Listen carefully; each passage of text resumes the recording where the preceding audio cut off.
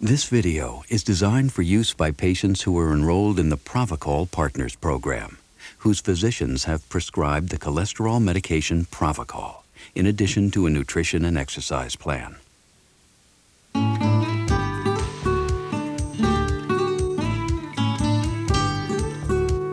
Welcome to Cholesterol, the Inside Story, provided by the Pravachol Partners Program, and brought to you by Bristol-Myers Squibb Company, the makers of Pravachol. Our guest today, cardiologist Dr. Jerome Cohen, nutritionist Dr. Linda Van Horn, and clinical pharmacist Dr. James McKenney. Now your hosts, Kathie Lee Gifford and Regis Philbin. Hi, everybody, and welcome to the Pravachol Partners Program. Our goal here is to help everybody. That's right, and that includes us. Especially us, because we need the help, you know, to understand what it means to have high blood cholesterol and to learn how to lower our blood cholesterol levels and live a healthier life. Which you try to do, and we both do every day, but you especially because you have high cholesterol. I do, I really do. We've talked about it on the show. We've had doctors on the show. We've taken the blood. We've analyzed the blood. Been on medication. You know, we've tried a little bit of everything on the show to combat this problem. But you know, most of us still don't know exactly what cholesterol is, much less what to do about it, which is why we've invited three very special guests to visit with us. We'll have Dr. Jerome Cohen, who is a professor in the Department of Medicine at St. Louis University School of Medicine. Dr. Cohen is going to help us understand a little bit about cardiovascular disease and the risk factors that can lead to cardiovascular disease. He'll also focus on the one risk factor that all members of the Pravachol Partners Program have in common: High cholesterol. And after that, he'll discuss a very important part of your therapy plan: exercise. We'll also have Dr. Linda Van Horn, who is an associate professor at the Northwestern University Medical School. She's going to talk about another crucial part of your therapy program, which is a personal nutrition plan that you can not only live with, but actually enjoy. And finally, Dr. Cohen will be joined by Dr. James McKenney. He is chairman of the Clinical Pharmacy Division at the Medical College of Virginia, and he will discuss your medication. I know you're going to like our guests, and we promise that this will be an enjoyable as well as an informative show. But we do have a good suggestion. This is the time that you should invite a loved one to watch this with you. They'll probably find it interesting, and you'll have someone to compare notes with when it's all over. Because actually it is a family project. Now here is Dr. Cohen. Nice to have you with us. Thank you, Regis. Dr. Cohen, nice to meet you. Hi, Kathie.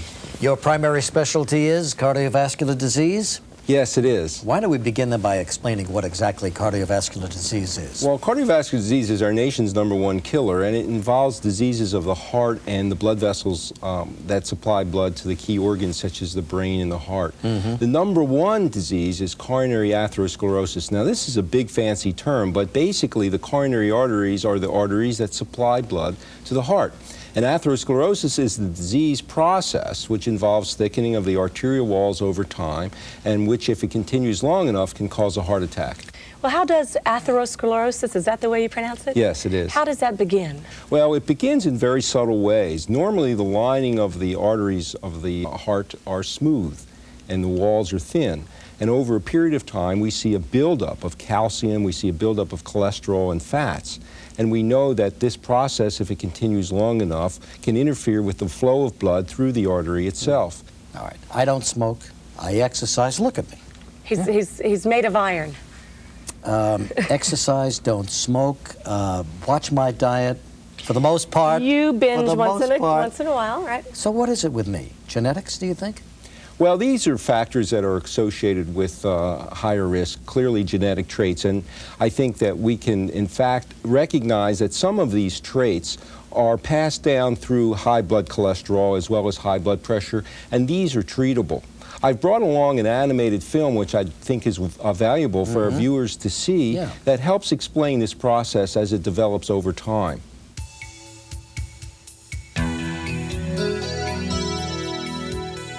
In a normal artery, the walls are relatively smooth, and the blood, which carries vital oxygen and nutrition to the tissues, flows easily. As we age, the cells of the artery walls may become damaged. This damage can also be caused by elevated levels of cholesterol or triglycerides in the blood, high blood pressure, and cigarette smoking. Cells damaged in this way may separate from the artery wall, exposing the tissue beneath. Substances in the blood, such as cholesterol, fats, cellular debris, and calcium, may be deposited at these sites. This condition is known as atherosclerosis. Over time, these atherosclerotic deposits may cause the artery walls to thicken, gradually reducing and sometimes completely blocking the flow of blood. A blockage in blood flow through the arteries that carry blood to the heart may actually cause a portion of the heart muscle to die. This is known as a heart attack. That's a very interesting little film. Yes, it was. But you know what has puzzled a lot of people, the difference between a heart attack and a stroke? Well, that's an important question that people often ask. Basically, the disease process is the same. I mentioned atherosclerosis, or hardening of the arteries. When it involves the coronary arteries, as we said, it can cause a heart attack. But when the same process, atherosclerosis, involves the blood vessels that supply the brain, the end result can be a stroke. But basically, we need to deal with the disease process of atherosclerosis to prevent both heart attack and stroke to the extent that this may be possible by modification of the risk factors. You know, Doctor, we both have a little bit of family history in our past, which is not that encouraging. My father had atherosclerosis. Yes. My grandmother had arteriosclerosis. Yeah. These are parts of the same disease process. They involve the blood vessels, and this is the disease process that we're trying to affect by reducing the risk factors. Now, as I said, we don't get too pessimistic when people have a family history, and it's not uncommon. We're talking about the nation's #1 killer. 500,000 people every year die from cardiovascular disease related to heart attack. But there's nothing you can do about your family history. You can't do anything about your family history, that's true. You can't change that. But perhaps they weren't educated in the same way we can be now. That's right, and we can recognize that these risk factors, such as high cholesterol and high blood pressure, may run in families, and these are risk factors that are treatable. There are 3 major modifiable risk factors. These are high blood pressure, high blood cholesterol, and cigarette smoking. For a cigarette smoker, there's no question the most important thing that that person can do is to stop smoking. And on the average, we'll see a reduction in risk for cardiovascular disease of about 50%. In terms of high blood pressure, we know that lowering blood pressure does reduce the risk for cardiovascular disease, both stroke and heart attack. And we know that high blood cholesterol is an important risk factor for the development of cardiovascular disease. There are important other contributory factors, and these include diabetes mellitus, or sugar diabetes, obesity, and a sedentary lifestyle or physical inactivity. In addition, stress is thought to be, by some, an important risk factor, but this is more controversial. Now, these are the modifiable factors. There are also non-modifiable factors that I think are worthy of mention, and this includes age. We know that people, in fact, as they get older, are at higher risk regardless of anything else, and there's not much, of course, that we can do about that, at least at this time. The second non-modifiable risk is, in fact, what gender you are, and we know that men are more likely at any other age to have a heart attack than women, although women start to catch up after the menopause. And the third non-modifiable risk is, in fact, the family history. The genetic component. Now, I often see patients who come to me and have a bad family history. And I don't get too pessimistic, even though you can't change the family history. What we can change are factors that relate to the family history being positive. Namely, what runs in families? High blood cholesterol and high blood pressure. And those are the treatable factors that we mentioned. Those are the things you can control. Yes, those are the things we can control, and those are the things that are very important for us to control. And so we urge patients to develop a program for the control of these risk factors in conjunction with consultation with their physicians. Well, we'll be back to discuss the risk factor that all participants in the Pravachol Partners Program share, and that's elevated blood cholesterol, right after this. What are the dangers of having high blood cholesterol? The dangers of high cholesterol? I'm not sure, but I think it's only a problem for people who have a lot of heart problems running in their family. It clogs up your arteries, makes your heart pump harder and harder. That weakens the heart muscles and can cause serious problems. I don't know. The thing I don't get is one day you're fine. The next day, your cholesterol's too high. Can you really be in danger so quickly?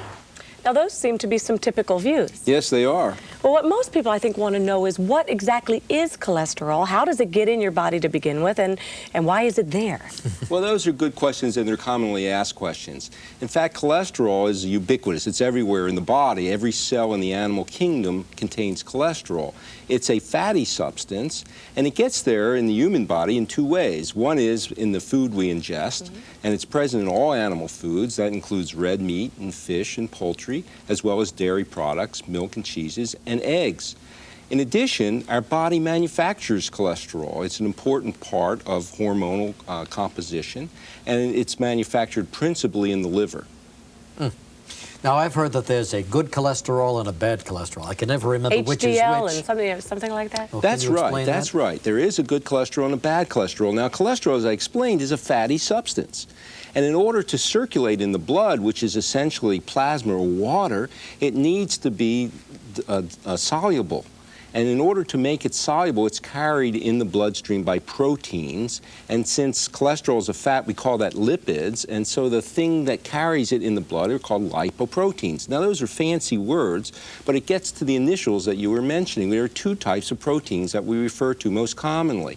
The high-density lipoproteins, or HDL, is a cholesterol that primarily carries cholesterol away from the arteries, whereas LDL, or low-density lipoprotein cholesterol, is that cholesterol which is responsible for the buildup of cholesterol in the arteries itself. And that's the bad cholesterol. That's the bad cholesterol, and the opposite is true of the HDL, which is known as the good cholesterol.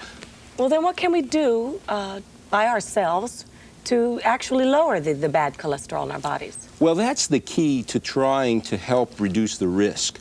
And we lower LDL primarily through the same mechanisms that led to LDL being high in the first place, and that is through diet.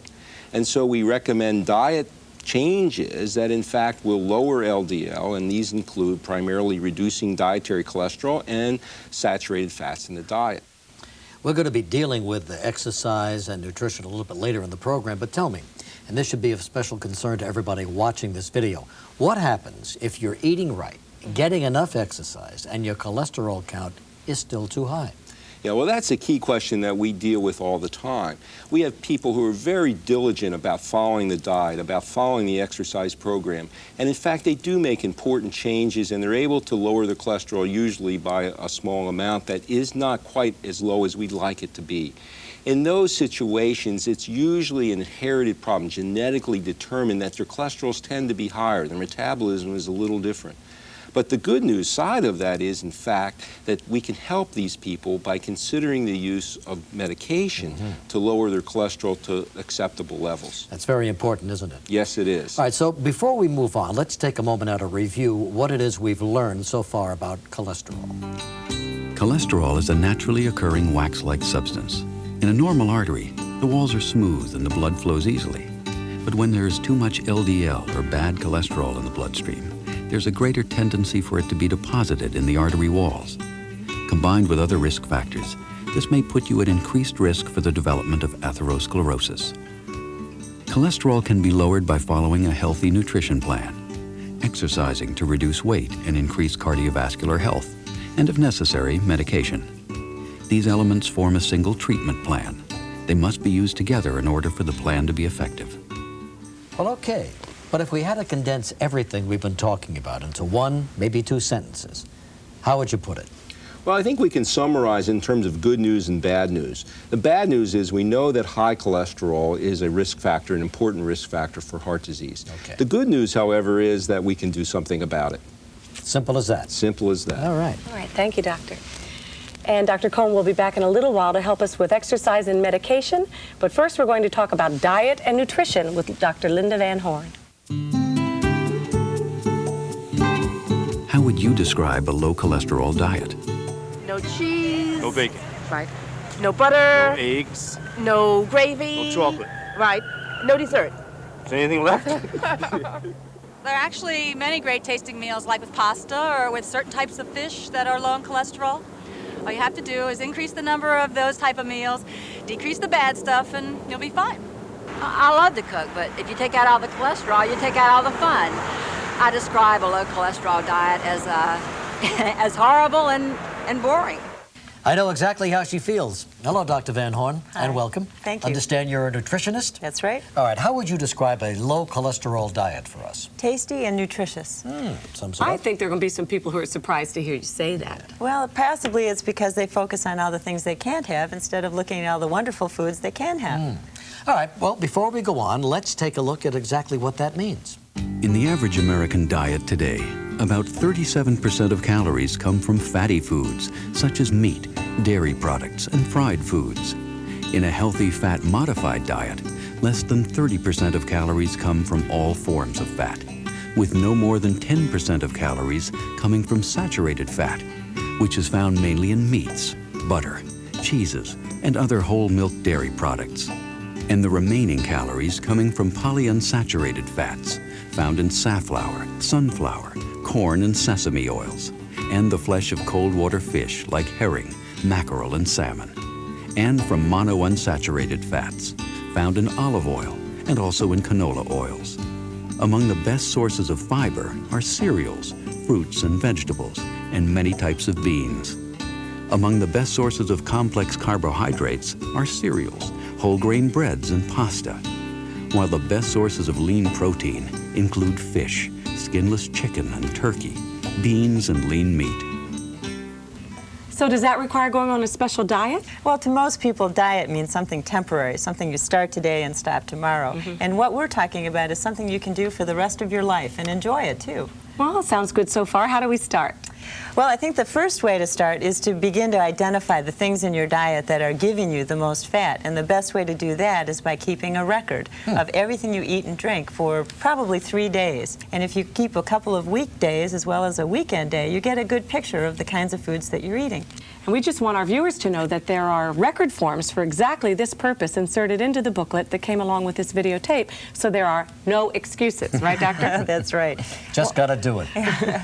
Once you've done that, the battle's really half won. The next step after that is to begin to identify the other high-fat foods that may be in your refrigerator or your cupboard.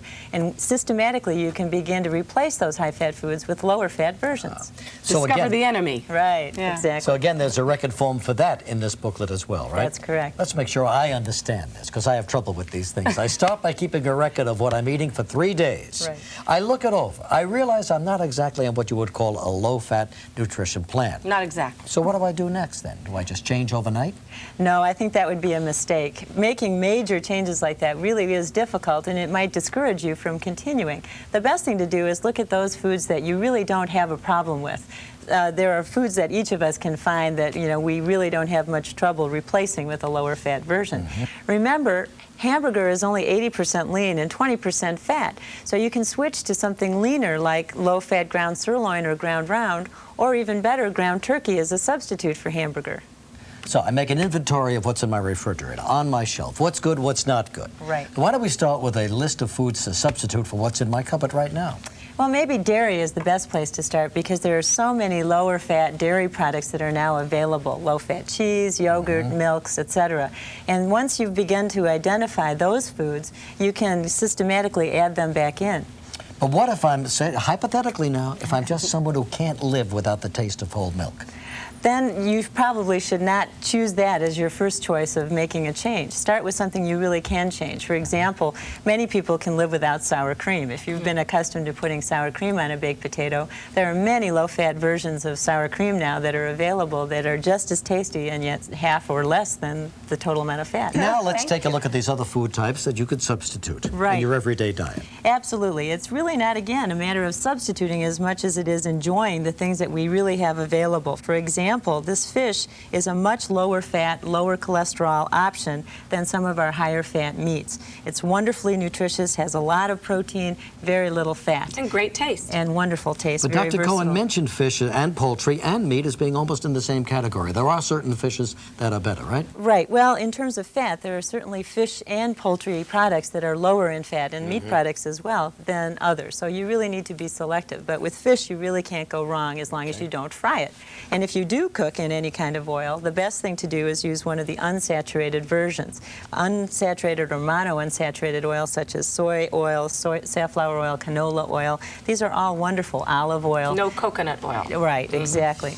The old pasta dishes? Exactly. Can't go wrong with pasta, rice, high carbohydrate, low fat, and combined with beans or other dairy products, low-fat dairy products, you have complete protein with very little fat. Veggies? Absolutely. Can't have enough of them. In fact, we recommend that you get at least 5 servings of fruits and vegetables a day, and for many people, that's about double what they're eating now. Oh, yeah. White bread is a no-no, but the whole grain bread is good. Whole grain breads, right. There's just no end to the options that you have available for whole grain breads.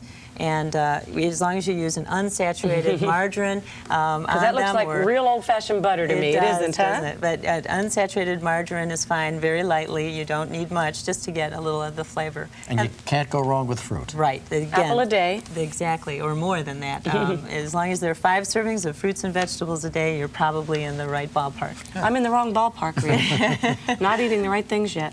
Linda, talk to us a little bit about food labeling. We hear so much about it today. Right. Food labeling is extremely important, and especially now that food labels have been regulated so that there's much more important information for you to choose from. In addition to that, you find the serving size, which is also very important in terms of portion control, so we don't overeat and get too many calories in any one serving. Yeah. But you know, the old restaurants don't give you all of that labeling. Tonight I'm eating out of the restaurant, and it doesn't come with any labels on it. So what do I do then? That's right. Well, there's really 2 ways to approach that. One is to look at the menu and begin to select the foods that you know are already relatively low in fat. Take chicken, for example. As long as it's baked, not fried, and served without sauce or creams on it, or skin, you have an opportunity there to get a very low-fat meal. In addition to that, you should also be totally willing to ask your waiter for more information about the foods that are served on the menu. And if he or she doesn't know, they can also ask the cook. And can't you usually ask them to prepare a certain dish your way? Yeah, right. Say I want it done with olive oil and a little bit of lemon instead of any sauces. The restaurant industry has been really responsive to the needs of consumers now to begin to follow these kinds of recommendations, not only at home, but also in the restaurant. And so they're very willing to make some of these changes for you. Well, a big fact of life in an awful lot of people's lives these days is the busyness that we all have. And so we end up sometimes going to the fast food type restaurants. And what should we be careful of there? Well, the fast food restaurants are really a fact of life in our fast-paced world, and the problem is that fast means fried in most cases because it's the quickest way to cook something. And when something's fried, of course, there's more fat. But again, the fast food industry has tried very hard to begin to provide other foods on the menu that are an alternative for some of these high-fat fried foods. There's skim milk now, there's juices, there's salad bars. Great salad bars. Low-fat burgers, soups, a whole variety of things that really can be used as a substitute for some of those higher fat meals. Low-fat yogurt instead of ice cream? Exactly. Yeah. So let's summarize everything we've discussed so far. First, try to get less than 30% of your total calories from fat, less than 10% of calories from saturated fat, lots of fiber and complex carbohydrates, moderate amounts of lean protein. Keep a record of what you normally eat over the course of at least 3 days. Do an inventory of what's in your refrigerator and your cupboards. Using these records, you can start to identify the eating habits that will be easiest to change first. When you eat out, look for dishes cooked without fatty sauces or gravies, and ask the waiter for help in identifying healthier menu items. Finally, read the labels. It's the only way to know what you're eating. Dr. Linda Van Horn, we thank you very, very much. Yes, thank very you. interesting. We'll be right back to talk about exercise with Dr. Jerome Cohen after we hear what these people think about exercise. How do you feel about exercising to lower your cholesterol? Exercise? It's a good thing. I just can't afford to join a health club. Oh, I'd like to exercise. I'd exercise all day if I could, but, I mean, who has the time? Now, I know people like her. Welcome back, Dr. Cohen. We've been talking about nutrition. Now we'd like you to tell us a little bit about exercise. Yes, exercise is really an important component of a program in order to reduce cardiovascular risk factors. Yes, sir. I'm sorry. Regis, that's not what we mean by an exercise program. Of course it isn't. But doctor, I work like this 2 hours a day, 5 days a week. Well, but I think that's a little too much. That's in terms excessive. of exactly what you want to do. First of all, you don't have to have a fancy jogging suit. No, you don't. don't have to do deep knee bends. Of course not. What we'd like to advocate is people exercising to improve their health as part of an overall program that they can continue for the rest of their lives. Well, like what? Well, like walking, for example. Walking? Walking. Just as simple as this? Just as simple A little as that. brisker would help. A little brisker, yeah. But we would recommend 20 minutes a day as a minimum for exercise, at least 3 days per week on non-consecutive days, and this will be sufficient at least to begin to get some of the advantages of exercise. That's all it takes? Yes. Well, why Aren't you didn't you supposed tell to me get your this? heart going a little bit? Aren't you supposed to start feeling it a little? Well, you are, and that will come with time in terms of a conditioning effect. Building up your stamina. Yes, but the advantages of just plain walking, for example, is that we burn calories. It helps to maintain or to achieve ideal body weight. It helps to lower blood pressure. It helps to lower the bad cholesterol. It helps to raise the good or HDL cholesterol, and therefore it has a lot of good benefits to it. Would jogging be better than walking? Not necessarily. We would recommend beginning with walking, and if someone wants to develop an exercise program, we would recommend strongly that that person consult with their physician in order to have a program that's tailor-made for their ability and for their level of conditioning. And we are talking about something that will hopefully be part of what you do for the rest of your life, not for a day or a week or a month, but for a long, long time to come. And that's why we say build it into your everyday lifestyle pattern. Walking can be done. We recommend, for example, using the stairs more than the elevators. Even if your office is on a high floor, you can take the stairs a couple of flights and take the elevator the rest of the way. A couple of times a day you could do that. Absolutely. And those calories that you expend in that energy requirement build up over time and helps to prevent obesity or to achieve weight loss when we're trying to do that. You know, doctor, so many people use the excuse that they just don't have the time in this busy world for exercise. Yes, we hear that very often. People, in fact, are busy today, and it's a matter of priorities. And we tell people what's more important in terms of priorities than their health. And so I tell people to make yourself the #1 priority. It isn't selfish to spend 20 minutes 3 times a week trying to improve your health by developing an exercise program in consultation with your physician. It's something you can do as a family, too. I know my mom and dad, each evening after dinner, take a 2-mile walk just together and talk about the day, and then they've had their exercise, and they've also had companionship. Absolutely. That's a very good point, and we see exercise as a means of reducing stress, and that's one of the additional benefits of exercise and an exercise program. Unless they fight the whole time, you know, that can't be helped. Actually, there are a million ways you can incorporate this into your lifestyle. All right, why don't we now go to our summary right now? Exercise can control body weight and can increase the amount of HDL cholesterol. It conditions the heart, and it makes you feel good. You should exercise regularly, at least 3 times a week, a minimum of 20 minutes each time. It should be aerobic exercise, walking, biking, swimming, or other low-impact activities. It shouldn't be hard. It should be fun and easy to build into your day. And again, you should speak with your physician before you start an exercise program. That's good advice. Stay with us, Dr. Cohen. Right after we hear from these folks, we'll be joined by Dr. James McKinney to talk about the role of medication. How do you feel about taking medication to lower your cholesterol? If diet and exercise don't work, why should a drug work? I don't know. I'd be worried about side effects. I wouldn't feel good about it. I mean, I feel healthy. Why should I take medication? Well, welcome to you, Dr. James McKinney. We brought you and Dr. Cohen together so that we could get both the pharmacist's and the physician's point of view on medication. Are you surprised, Dr. McKinney, by what those people we just interviewed had to say?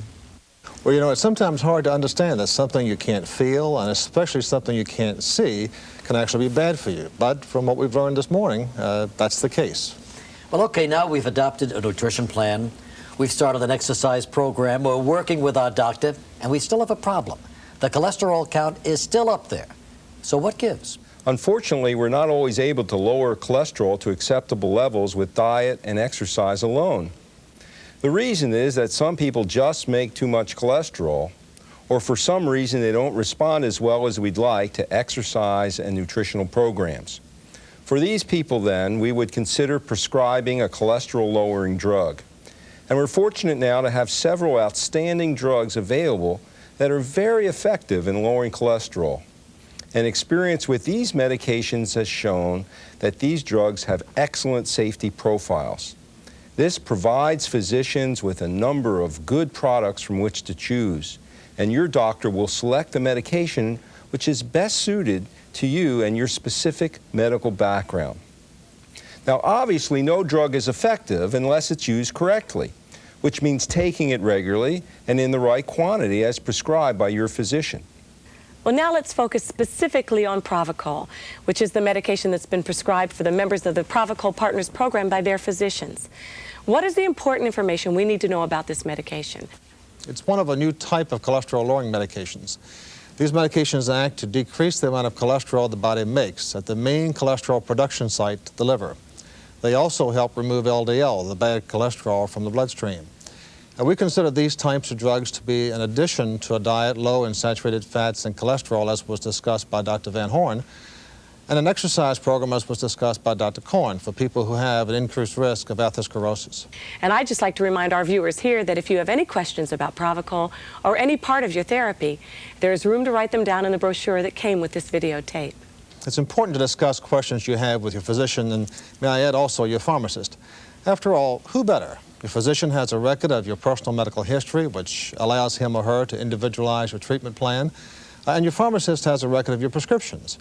So I'd say don't be shy about contacting either your physician or your pharmacist if you have any questions or worries or problems. That's what they're there for. Well, now tell me, how much and when should a person take Pravachol? Well, Pravachol comes in tablets. It should be, of course, taken exactly as prescribed by your physician.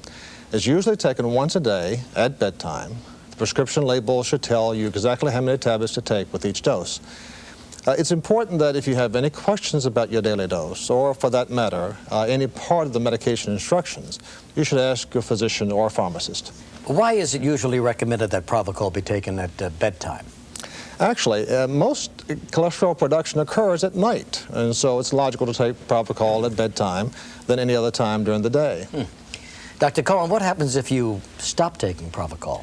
Well, Regis, that's a really important question because this happens sometimes. First of all, it's important to remember that Pravachol, along with proper nutrition and exercise, is part of an effective therapy for lowering cholesterol. But none of this is a cure. Studies show that high cholesterol is a lifelong condition. And that means that if you stop taking the Pravachol or discontinue the nutrition or exercise programs, it's very likely your cholesterol will go back up again. Well, what happens if you accidentally miss a day? Well, just take your usual dose, not a double dose, right on schedule the following day. Is there any situation when you should stop taking Pravachol? For sure, if you're pregnant or you're breastfeeding, you should not take Pravachol. In fact, if you become pregnant while taking Pravachol, you should stop taking it and contact your physician. Are there any side effects we should know about Pravachol? As with every medication, side effects can occur. In clinical studies, the most common side effect symptoms which were associated with Pravachol in patients taking Pravachol included headache, nausea, gas, diarrhea or constipation, abdominal pain, heartburn, fatigue, dizziness, and rash. Each of these occurred in less than 3% of patients taking Pravachol. In any case, if you experience any side effects that are severe or persistent, you should contact your doctor. In addition, any unexplained muscle pain or tenderness or weakness, particularly with fever or malaise, should be promptly reported to your doctor. Obviously, if you're experiencing anything that you feel is a problem with Pravachol, you should contact your physician.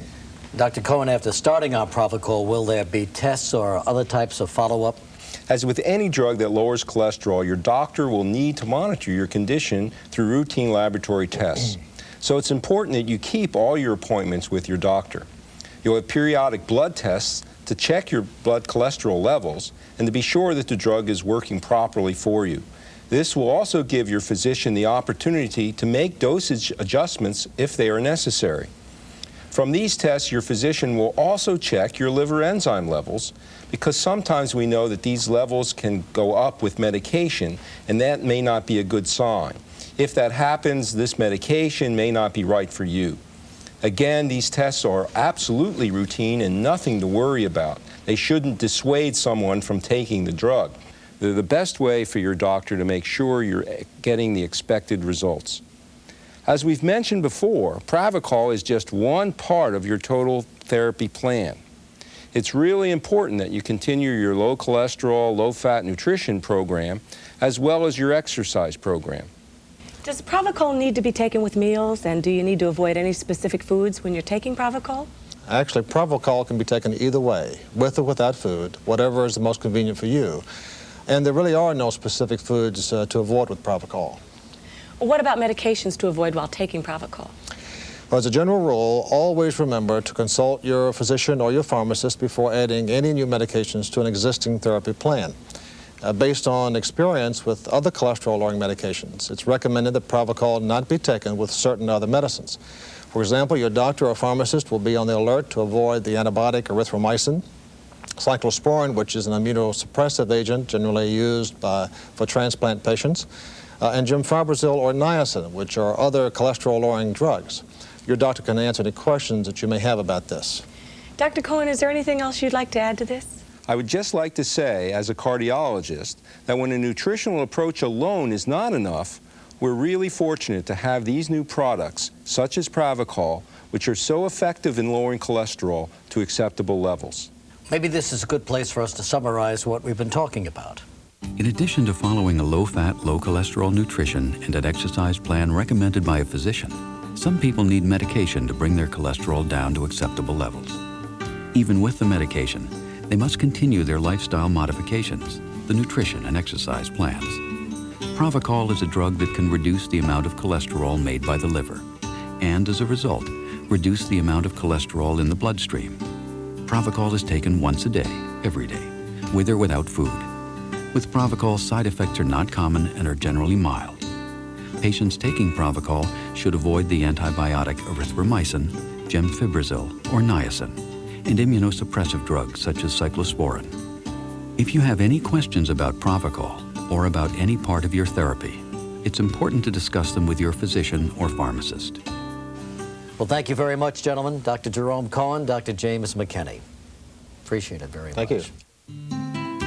What did you learn from this videotape? Well, we now know that cholesterol is a naturally occurring waxy substance that resembles fat, and it's in all of us. If we've got high levels of cholesterol, it can increase our risk of developing cardiovascular disease. There are 3 ways to help lower the amount of blood cholesterol: nutrition, exercise, and medication. First, nutrition. We want to get less than 30% of our total calories from fat and less than 10% from saturated fat, as well as cut down on cholesterol in our diet and manage our weight. I mean, it sounds simple. Dr. Linda Van Horn gave us 2 assignments to do, remember? Right. The first was to keep a record of what we eat over the course of at least 3 days. The second was to do an inventory of what's in our fridge, in our cupboards, to identify the eating habits that will be easiest to change. And we have to remember to read those labels. Got to read them. And now exercise. Exercise can help us control body weight, condition the heart, and raise the level of HDL or good cholesterol. And it makes you feel good and It really look good. does. Reed, you're looking very good. We should do it at least 3 times a week. It should be aerobic exercise, walking, biking, swimming, or other low-impact activities. And it should be fun. And don't forget to talk to your doctor about it. Absolutely. Moving on to medication, some people need it to bring their cholesterol down to acceptable levels. But even then, they should continue with their nutrition and exercise plans. What else? See your doctor or pharmacist if you have any questions about Pravachol or if you just need advice on your nutrition or exercise plans. Well, you know, that about wraps up our videotape. But before we go, we'd like to show you the Pravachol Partners newsletter, which you'll be getting periodically. And you can think of it as a continuation of this videotape. It really is terrific. Each issue will be full of information. Information on cholesterol itself, new fun exercises, new recipes, and shopping tips from Dr. Linda Van Horn. Lots of other things to help make low cholesterol living a pleasure. You'll even find special offers on walking shoes, magazines, and other products designed with you and me and Regis in mind. It's a great newsletter, so watch for it in the mail. Yeah, it really is good. Now, that's all for now. Thanks for watching. We hope you enjoyed it. Don't forget, get your exercise. Yep, eat the right foods. Take your medication every day. And talk to your doctor if you have any questions or if you need help with your personal cholesterol management program. Thanks, everybody. Bye-bye, everybody.